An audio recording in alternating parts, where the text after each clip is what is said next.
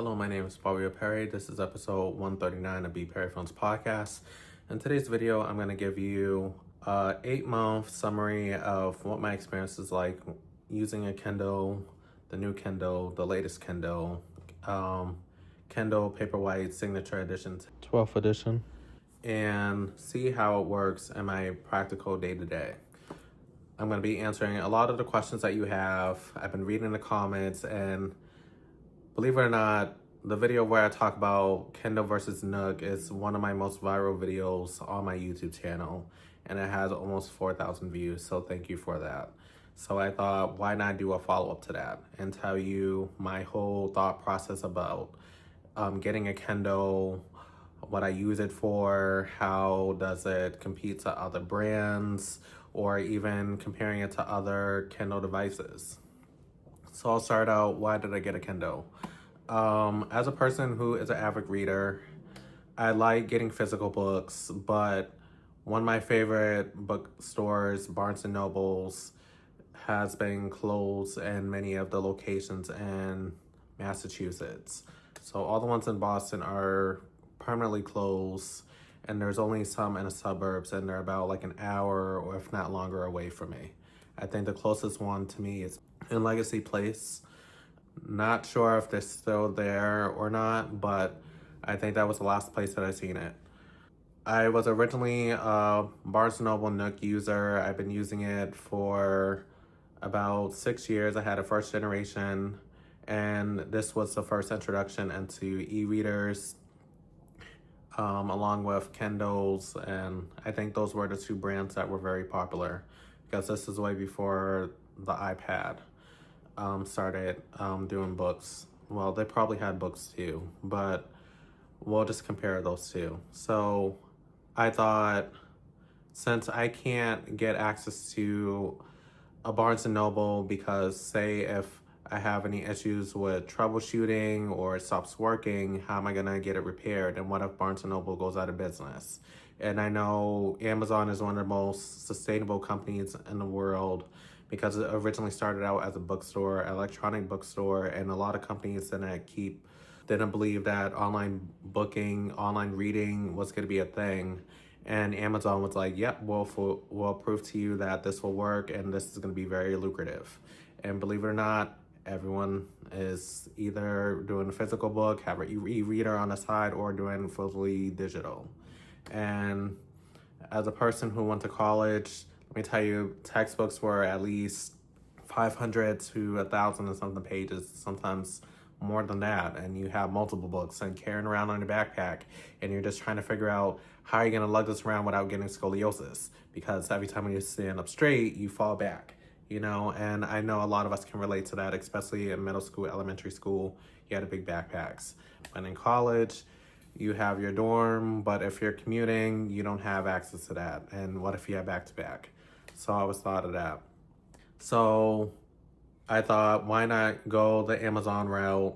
So I ended up getting the Amazon 9th edition, had that for a year and gave it away. It was a very well-polished device. It worked nice and smoothly. And then after I gave that away, I purchased this. I got this on sale. They were having a promotion on Amazon, and I said, why not go for it? It runs a lot faster. I have Kindle Unlimited. It's one of the best subscriptions that I have invested in. It's only $12 a month. And then I have Amazon Prime, so that comes with Prime Books, so you have a ton of books. And people are probably asking, what is Kindle Unlimited? Kindle Unlimited gives you access to about 10,000 books, free of charge. Well, not really free, but for a good discount, because books can range between $5 to maybe $100. And on the average book would be about $30 to $50. We'll say, whether it's an autobiography, biography, action, horror, it just depends on who the author is. Harry Potter books can be expensive. Dave Ramsey books can be expensive. There's just a list of different genres. And what I like about Kindle Unlimited is that it gets me access to borrow these books for just that fee per month. So just think, you're only spending $130 for the whole year. And just think about how many books I read. Someone asked me, and I read about 90 books per year, I think, at minimum. So that lets you know that I would be spending thousands and thousands and thousands of dollars on books. And Kindle Unlimited gives me all that. And you're probably wondering, how do authors get paid? They get a stipend for every book that is sold using Kindle Unlimited. You can even, if you feel like you want to invest more in the author, you can buy the full hardcover or paperback. But me personally, I like having it digital, even though I do like physical books, but I don't have to worry about the books getting wet, having to lug around these heavy books, textbooks. And I'm in school right now, and I'm about to finish. By the time when this video ends, I probably will have 2 weeks left. I'm training to become a trichologist, and I will be certified at the end of this month. So thank you for all of you that have been supporting. But what I like about this is that it's quote unquote waterproof. And I say quote unquote because it's not 100% waterproof. It's more of like water resistant to a certain extent. So it's good for if this got dropped in a pool, or if this got a little damp, not soaking wet, where you could really do this on the water, but just enough that it won't damage the device. So you have access to a ton of these books, and it walks you through. As you can see, I've been reading Issa Rae, finance books, cosmetology books, productivity books. I just love different genres of books. And some of you may be thinking, why not get the colors off? Me personally, I feel like if I want something in color, I might as well get an iPad, because for me, I don't think it's worth spending $70 extra on a Kindle that presents certain things on color, because not all books have pictures. It's good if you read comic books, but me personally, I like having a book that feels like I'm reading a physical book, and the black and white text is just something iconic about that. Like I said, if I want to read a comic book, I would probably get an iPad. Nothing against the colors off. I know that they had a couple of recalls in the past, and they're doing better now, but you just have to think about, is it really worth it? And then also you have to think about the storage capacity. If you're going to go for the color soft, because it has a higher resolution, I would opt for the signature edition, which has 32 gigabytes. Like I said, I'm a heavy reader, so 32 gigabytes seems ideal for me. Do you need that much storage? No, but it's great to have, because you might think you might need audiobooks, and you can play those Bluetooth. You can get a case for this to protect it, and it cuts on and off. Like I said, you just want to find something in your budget. If you have the money to get the color soft, I'm not saying don't get it, but just be aware that the battery life may die a little bit quicker because it's using color and a high resolution. Not all books come in color, maybe just a cover. But if you are into comics, go get the color soft. If you read basic books that have nothing but text, get the regular Kindle Paperwhite Signature Edition. Like I said, I always recommend the Signature Edition if you can afford it. It's just an extra $30 compared to the standard version, which has, I believe, either 8 or 16, I think it's 16 gigabytes. But that extra storage is great for if you're gonna read audiobooks. You compare it with your computer, you can compare it with your iPhone. There are some apps out there called Libby. If you have a library near you in the Boston area, you have access to certain libraries. I know that Libby is functional in other states and other cities, so check if your library offers that, or either other apps that allow you to get books for free, and then you can stream it onto your Kindle. So books that are not currently on your Kindle, you can get bonus onto your Kindle device, and you would be borrowing these books. And all you would need is just your library card. I believe it gives you access to these books for about 14 days. And when it's about to expire and you say you have 2 or 3 more chapters to get through and you need an extra day or two, just renew it. Just renew the license if there's not a long wait list.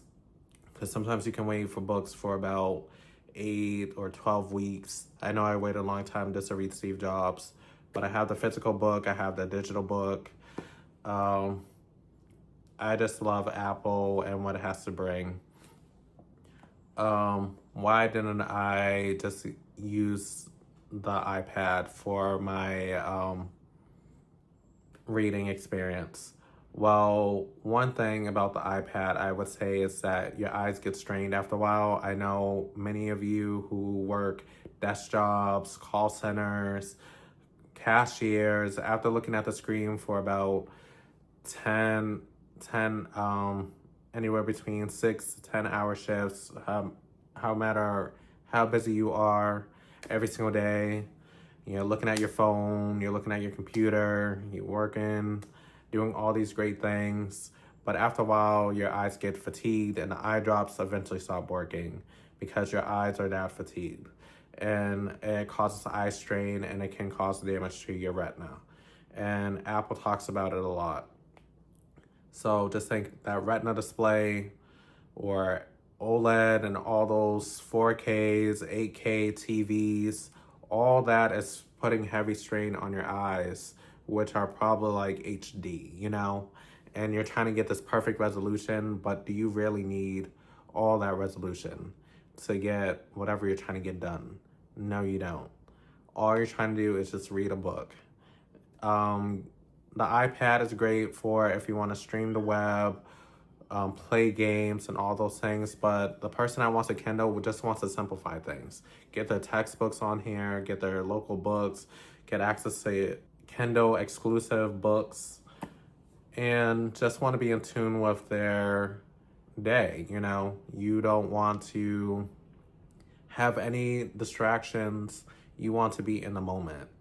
Do I recommend the Kindle over other brands? Yes. There are other brands that may be doing other things that may be better and might have better software, but Kindle works for me. So I can only speak as a person that uses it. I can speak for Nook users. If you have access to a Barnes & Noble close to you, I know that they still have an online store, but I don't want to take that chance. I want to go to a physical location. But with Amazon, I know that I have access to them 24/7. If I have an issue, they'll send a replacement. If my warranty, if there's any defects, I can do a software reset. I don't have to worry about that, and it gives me my peace of mind. So whatever provider that you go with, it doesn't have to be the newest brand, because you have to think it usually takes anywhere between 5 to 8 years for a business to be quote unquote successful. And they're going to be doing a little bit of kinks. There's going to be people who are against it, some people that are for it. So you just have to go word of mouth and sometimes just try it out for yourself. Go to your local Best Buy, use my affiliate link, buy it yourself, and see what it's all about. Kindle is here to stay. I can't wait to see what the future generations offer.